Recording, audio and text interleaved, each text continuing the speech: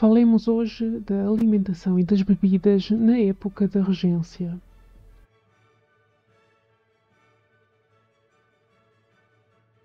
Em qualquer época, aquilo que as pessoas comem e bebem varia muito dependendo das suas circunstâncias económicas e geográficas. Quando falamos de Inglaterra no início do século XIX, devemos ter em conta que, apesar dos métodos existentes para preservar e armazenar alimentos, estes não são tão eficientes como os que temos disponíveis hoje. Os meios de transporte também são mais lentos, assim as populações estão mais dependentes das produções locais. O uso de livros de culinária aumentou entre os grupos privilegiados ao longo do século XVIII, e no século XIX a forma como as pessoas tomam as refeições vai alterar-se. Surgem novas formas de servir os menus e cresce a variedade de alimentos disponíveis. O leite, o pão e os cereais continuam a ser alimentos essenciais. Uma série de más colheitas, à qual se vai juntar o ano sem verão em 1816, vai levar ao aumento dos preços. Tal leva a várias revoluções populares, como em Bridport em 1817. O pão branco era o preferido por aqueles que tinham possibilidade de o comprar. No entanto, tanto o pão branco como o pão integral eram por vezes adulterados. O brioche, um pão enriquecido com ovos e manteiga, não estava ao alcance de qualquer um, e os pães doces de Bath, produzidos ainda hoje, eram muito populares. A aveia era um alimento comum e a manteiga era por vezes de má qualidade. Sabemos isto porque encontramos testemunhos de queixas em cartas da época.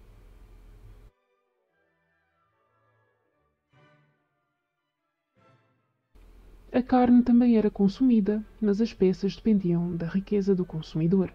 Os indivíduos abastados tinham acesso a alimentos menos usuais, como os cisnes. Mesmo em lares abastados, era comum que a senhora da casa tivesse a seu cargo o cuidado das aves, que também forneciam os ovos.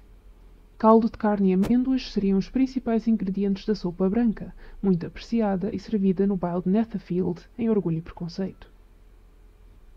A caça também fornecia carne, e o fazão e o veado eram muito apreciados.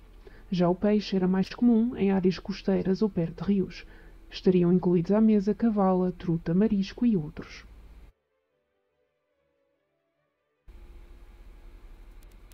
A fruta e os legumes dependiam do que podia ser produzido localmente.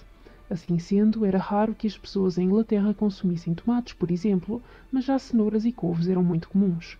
Jane Austen refere refeições com tomates em 1813.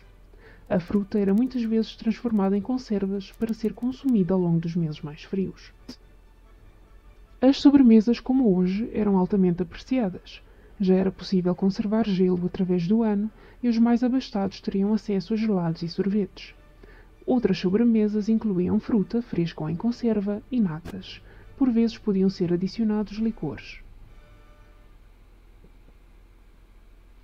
O consumo de água podia não ser sempre seguro devido à contaminação. Por esta razão e outras, as bebidas alcoólicas eram muito populares. Podemos falar, por exemplo, do consumo de vinho, particularmente vinho da Madeira, rum, cerveja, brandy, gin, cidra e outros. O chá também era muito consumido, bem como o café, ao qual eram adicionadas especiarias por vezes, e o cacau quente. Nos bailes havia quantidades copiosas de bebidas, como ponche, ratafia, água aromatizada e xarope aromatizado, como o capillaire. As refeições não eram tomadas como hoje.